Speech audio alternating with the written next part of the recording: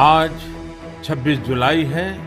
आज के ही दिन कारगिल के युद्ध में हमारी सेना ने भारत की जीत का झंडा फहराया था।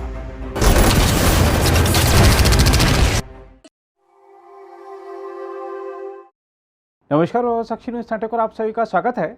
कारगिल युद्ध को 22 वर्ष पूरे हो चुके हैं और सारा देश कारगिल विजय दिवस मना रहा है और मातृभूमि की रक्षा में अदम्य साहस का प्रदर्शन करने वाले देश के वीर सपूतों को नमन कर रहा है।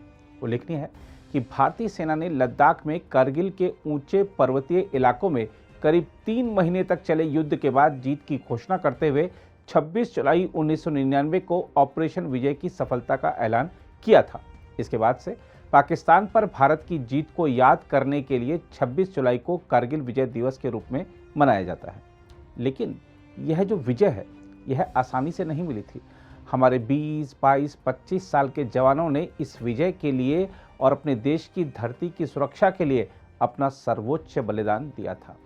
कारगिल की दुर्गम पहाड़ियों की चोटियों पर लड़ा गया यह युद्ध दुनिया का सबसे खतरनाक युद्ध माना जाता है।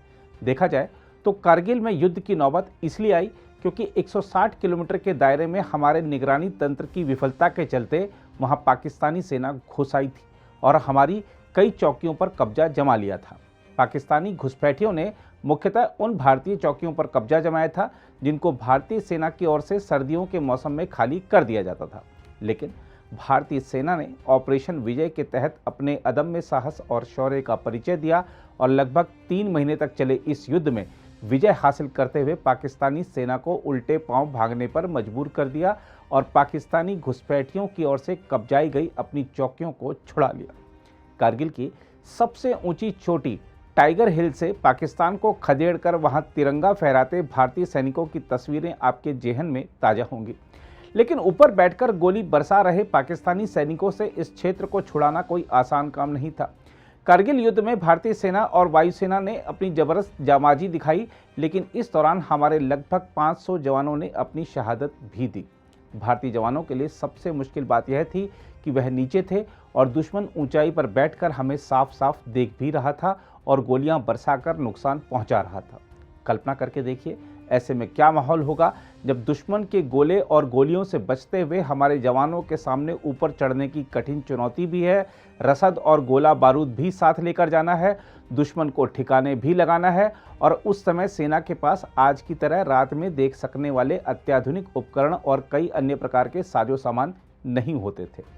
कारगिल की ऊंची पहाड़ियों पर जहां सांस लेना भी मुश्किल होता है वहां हिम्मत दिखाते हुए बस आगे बढ़ते जाना था। कारगिल की लड़ाई आखिर क्यों हुई, यह सवाल आने वाली पीढ़ी जरूर पूछेगी। तो आइए आपको जरा युद्ध से पहले के हालात से अवगत कराते हैं। पाकिस्तानी सेना के मन से दरअसल यह टीस कभी नहीं गई कि उसे हर बार भारत के साथ युद्ध में हार झेलनी पड़ी है।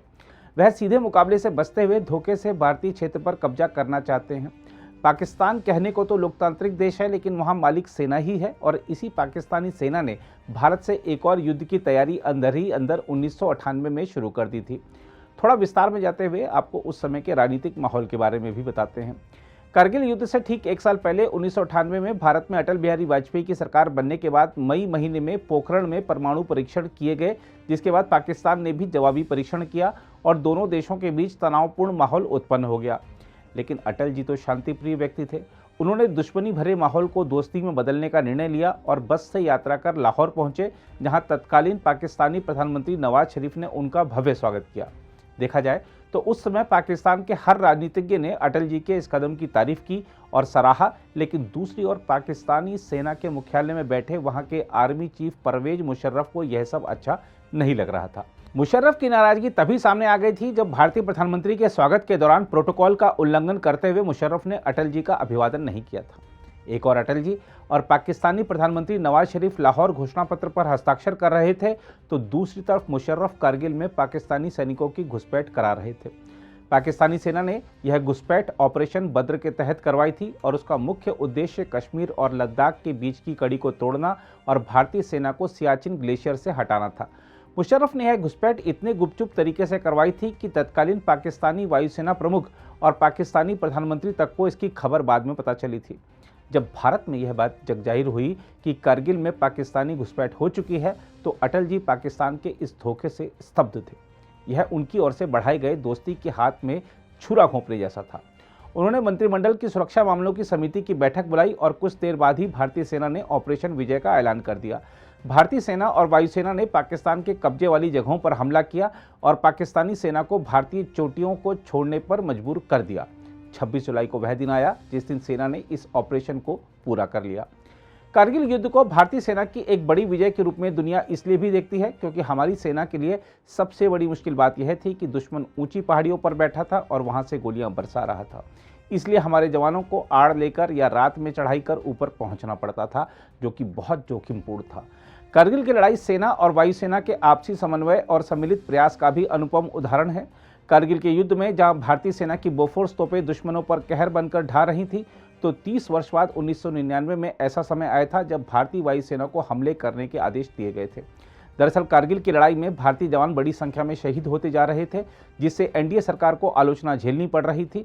तब 25 मई 1999 को दिल्ली में सुरक्षा मामलों की कैबिनेट समिति की एक अहम बैठक हुई, जिसमें तय किया गया कि पाकिस्तानी घुसपैठियों के खिलाफ हवाई हमले किए जाएं। इसके बाद कारगिल युद्ध में वायुसेना के 300 विमानों को शामिल किया गया था।